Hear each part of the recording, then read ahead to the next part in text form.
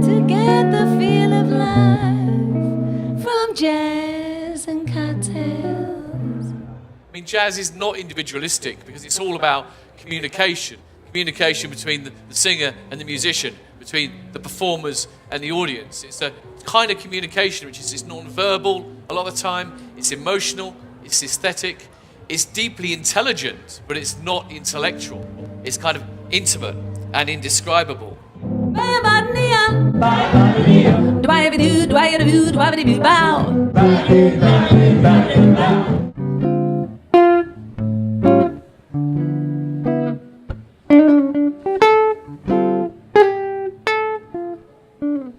Of course, we all kind of know that life is often full of suffering. Life is suffering is a Buddhist slogan. But jazz doesn't just know this, it kind of feeds on it.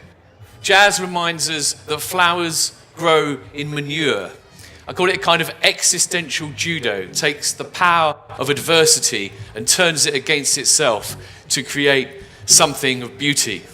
I think jazz has some of the top black belts in this, and art of all kinds, some of the highest masters.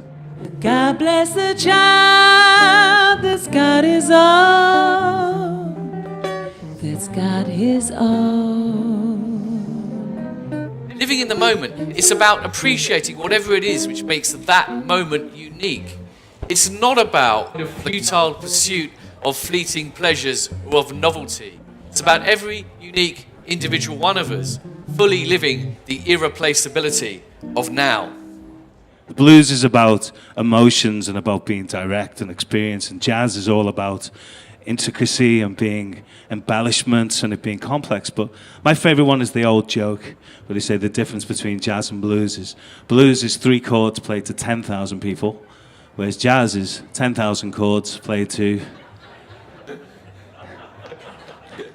You can work it out. There's this idea of mono no aware. It's normally translated as the pathos of things.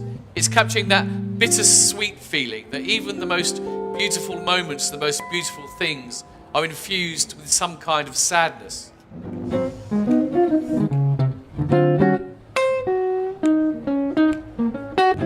Without any constraints at all, you don't actually have freedom.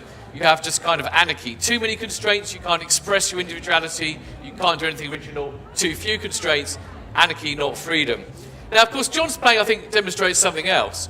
When playing music at its most free, it's almost like there's no distinction between the performer and the instrument. You know, the music flows, it's not forced.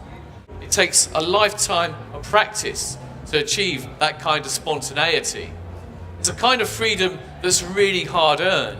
It's not like the freedom of consumer freedom, which only requires desire and a credit card. It's a kind of freedom that comes from mastery. So what we can see in a way here is that how seizing the moment, which is what someone does in improvisation, takes time. It's that lifetime of preparedness and practice so that when the moment comes along, you're able to do what needs to be done instinctively. Now, harmony is not actually all about sameness. It actually requires difference. In the classical Chinese philosophical texts, music is actually one of the key metaphors that is used to describe harmony. Harmony requires different instruments, different notes, different lines playing together. Sameness is not harmony, but what in the Chinese idiom is called a dead pool of water. I'm all for you, body and